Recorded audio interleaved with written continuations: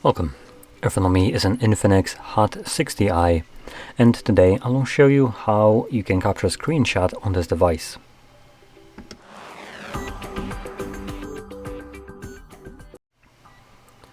So, to get started, you will want to open up the content that you wish to capture, which for me, I'll be using home screen as an example for this, and the home screen is already open and visible on my phone.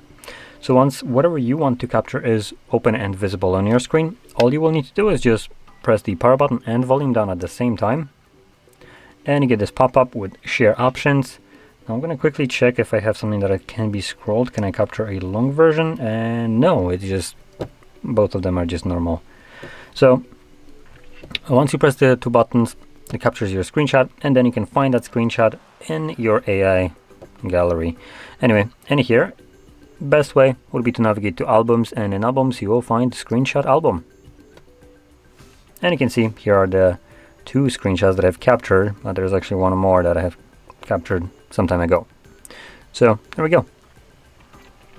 So anyway, if you found this video helpful, don't forget to hit like, subscribe, and thanks for watching.